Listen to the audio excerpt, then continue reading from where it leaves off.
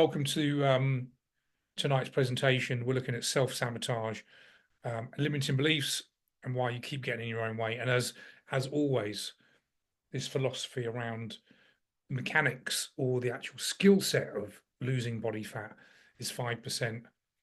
The mindset or the psychology behind fat loss is 95%. And this is why people struggle. Mechanics we can teach in 5 minutes to a 5-year-old.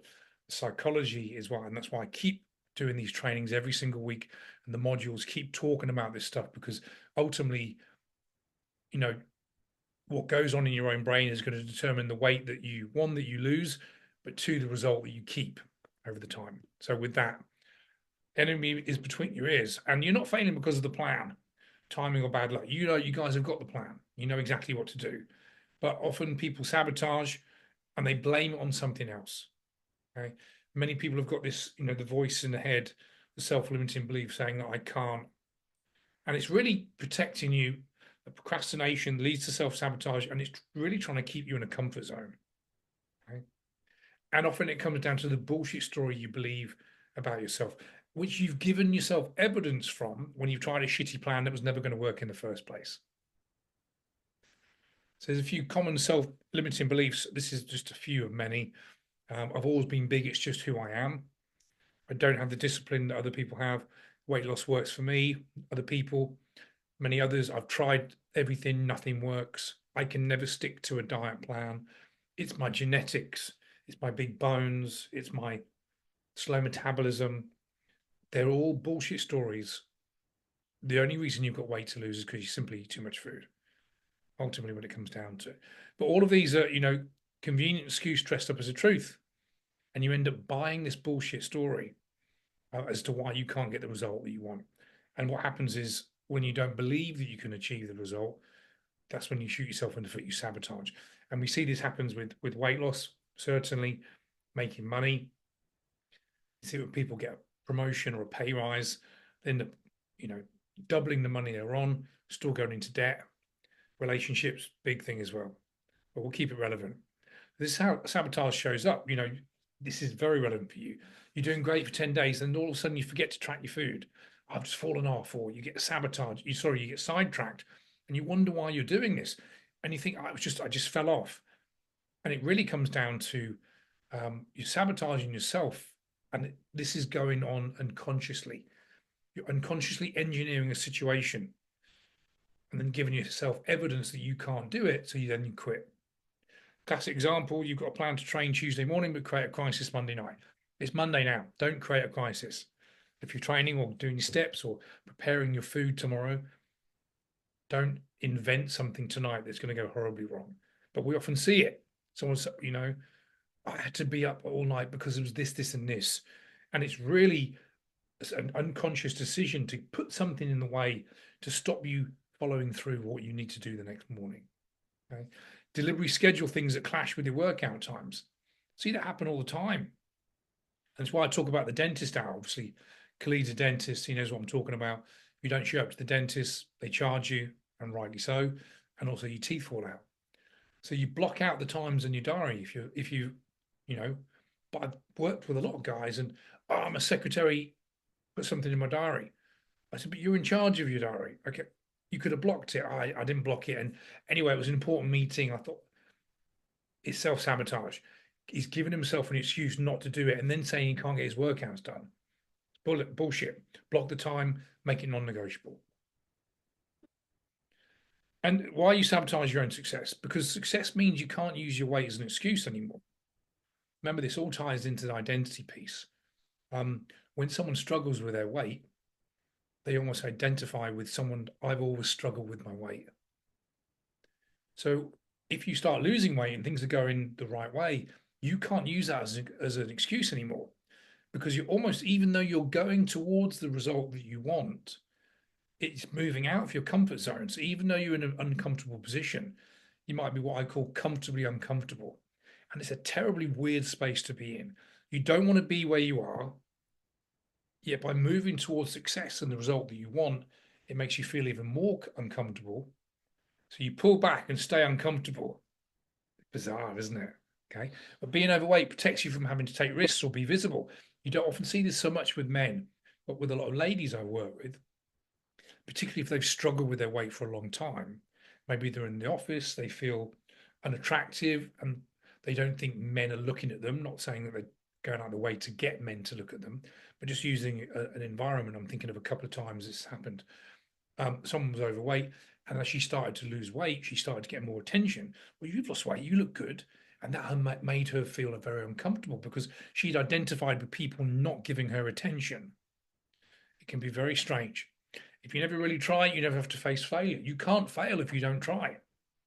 So very often people will stay or won't try, won't attempt anything, even though they really deep down they want it. Because if they already they're telling themselves that if I try this, I'm going to fail. So what's the point? Because if I do fail, I'm going to get people that can't even achieve what I'm trying to achieve tell me I'm a failure. It's insane. It's insane. But this self-sabotage and procrastination and self-limiting beliefs is a very, very tricky scenario. Self-sabotage keeps you safe, small, and exactly where you've always been, which means you're comfortable, even though it's not where you want to be. There's something really quite bizarre about that, being stuck in a place where you don't want to be, yet you actually feel more comfortable than achieving the thing that you want to achieve. So here's the lie that we often tell ourselves: I'm just not disciplined. It's bullshit. You are disciplined. You just don't have the skills and the strategy to do what we're doing because you guys are making good money. You're successful in your business, paying the bills, showing up, looking after the kids. This doesn't happen by accident, right? You are disciplined in your health.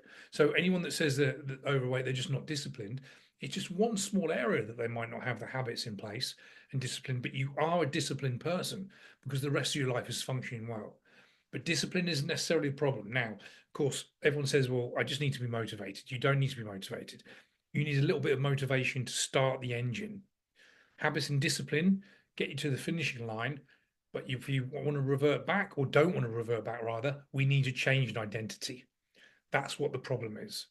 It's not down to discipline, not enough, because you can't be habits and discipline not going to last forever. The only way you're going to permanently keep this weight off is a change in identity, and your identity is everything that you are, how you show up on every level, how you speak, who you hang around with, things you watch on TV, the food and drink that you consume, everything you consume, YouTube videos, um, ev- everything good or bad, the books you read, that's your identity. And you have to resonate with the result that you want, not the person you are at the moment. You've decided I'm not that person, so you act accordingly. So rather than saying I'm a guy, I'm on a diet, I'm a man that takes care of my health, or I eat this way because I value my health. We've talked about this before, reframing the same thing, changing wording. But discipline appears the moment you decide you're someone who follows through. Think about that, which is why I asked you, is there any reason why you can't make this happen over the next 7 days? When you say no, you've told yourself that all you've got to do is go and do the things you said you would do. And guess what happens when you take action? You're making yourself more disciplined. And every time you take action, discipline builds, the habits get stronger, and you're moving in the right direction. I've tried everything. If you tried everything, you'd have lost weight. What it really means is you've tried many things. I've put everything there, but you haven't tried everything. You've tried many things for 2 or 3 weeks. Or let's say you did try everything. Let's say you tried to track your calories and got your step count going, and maybe you got a bit of success, but then something blew you off course. Something happened at work, or there was an argument with the boss, or there was some money trouble. Anything, the normal shit that goes on in life. You quit and then said that calorie counting didn't work. Springs to mind client that left the program after 4 weeks. This is a couple of years ago, and he texted me and said, "Gav, this calorie counting thing, let me get it right. This calorie deficit is not working for me." And I went, "Oh, that's a shame. What are you going to do now?" And I was just kind of teasing him a little bit. He goes, "I'm going to have to try and find another solution." I said, "Can I tell you the truth?" He said, "Yeah." I said, well, what solution? There isn't another solution. You can only lose weight by being in a calorie deficit. Now, there's 100 different ways to achieve a calorie deficit. We're doing what we do, which I believe is the most successful way and the most sustainable. You could go on the cabbage soup diet. You could go on the three C's: cocaine, champagne, cigarettes, the Kate Moss diet of the early 90s. If you do that long enough, you can lose a ton of weight. There's 100 different ways, but ultimately you have to be burning more than you consume. So I said, when you say this calorie deficit thing is not working, that's like saying you're going to find another method to lose weight. He still left the program. He got it, but he still left the program. And what it really came down to, he admitted that he just wasn't tracking his calories. So it wasn't the calorie deficit thing wasn't working for him. He wasn't doing what he was meant to be doing. Okay. So he tried lots of things inconsistently, which isn't trying at all. You can't try 10 different things for 2 weeks at a time. You've got to do one route for 12 weeks, maybe longer, and see if it works. I mean, if something's not working after 12 weeks, you know, we know it's not going to work. Okay. But then nothing works for me. It means I haven't stuck at anything too long, or you haven't got the right strategy. And usually it's a bit of both. Unfortunately, most people that I see in the gym, again, not criticism, just an observation, are doing things that were never going to work. Spending all of their time exercising, lifting weights, which I'm a big fan of. Of course, we absolutely need that. Unless they're controlling the diet, making sure they're in a deficit, and doing the basics. People that don't track calories, you're just making the job so much harder. Like, there's a big sort of push on social media at the moment for this intuitive eating. Well, intuitive eating is what got Bob to 260 pounds. If I was intuitive with my food, I'd be fat as anything because I love eating. I don't need to be hungry. I could just eat all day. I could be eating now. I had my dinner about an hour ago. I don't need to be hungry to eat. So intuition's not going to get you there. So, but this belief protects you from having to commit fully and risk failure. So if you keep telling yourself you've tried everything, and this is the hardest thing with my job, the easy part is once you guys are into the program, because I know that it works. As long as you follow what I show you, it only works 100% of the time. So the odds are in my favor and your favor. The hardest part of my job is getting you guys to trust me on those first few calls, especially if you've tried so many things before. If you've tried everything before, I come along and tell you the solution, which is the solution. Why would you believe me? Because you've tried everything before. And the reason that often people don't, 9 times out of 10, it's not the money. It's not the money. If they don't want to spend the money, it's one because they don't value their own health, or they don't value me, or they don't trust me. But very often it's these self-limiting beliefs. They've tried everything before. Why would this be any different? Show me why this can be any different. Even when I can give them 100 testimonials, send them all the videos and the screenshots, and you've seen it. You've seen all the guys. You are the guys that are doing it. See, they'll see your testimonials a month to come. Still, people won't believe it because why would it be any different? I'm sure it worked for them, but it's not going to work for me. Okay, so this tried everything is keeping people stuck. You guys are working beyond this. And here's what you want to do. If you find yourself self-sabotaging, that my kryptonite is movie bag Doritos. I think I've shared that with you guys many times before. If there's a movie bag of Doritos in my cupboard on a Friday night, it's going down. I'm taking it down. There's one in there tonight. I saw my wife brought some over the weekend. It's taken all my resolve to not do it. No, I'm joking. It's not that bad. I'll look at it tonight, think, I'd like to do that, but it's Monday. I'm not going to do that. Okay. But what you can do is when you catch yourself in the act, at least you're conscious of this, but notice when you're about to make a choice that derails your progress. Because most people will do that. They're eating, mindlessly. Open a bag of Doritos or whatever your thing is, stuff their face, think maybe I probably shouldn't have done that, but they're not even consciously thinking, I've just gone and blown it. Wake up the next morning, they feel guilt, remorse. I can never do this, never stick to a diet, end up beating themselves up. And we've learned that you just draw a line and start again. But if you can actually catch yourself in it, this awareness alone can break that pattern by 50%. Half the time, you can think, okay, I know if I've had a couple of beers and I'm bored and I'm a bit tired and emotional and I've had a shitty day at work, I'm going to make a bad choice. So you can mitigate that, avoid it. Okay. But you can't change what you won't acknowledge. You have to know that you're doing this. You have to catch yourself and then you can make adjustments around it. And it all comes down to rewriting the story. So the old story could, I've always been big, I'll always be big. It's the biggest crock of shit I've ever heard in my life. But I understand it, but it's not the truth. I've always been big, I'll always be big. Or, my parents are big, so I've always been big. We run big, we've got a big family. Like, no, your parents might be overweight. And what you've learned from them is how to be overweight by consuming too much food. But it's not their fault that you're eating more than you need. So you can't use them as a crutch, and people use that all the time. New story, I was big and now I'm becoming something different. Or I don't know how to do this at the moment, but I'm working towards learning these skills. You know, I'm not massively into the gym, but I'm trying to go 3 or 4 times a week because see the difference. Admitting where you are, but saying this is what I'm moving towards. And this is that change in identity. And people think their identity is fixed. It's not. You've just been telling yourself that it is.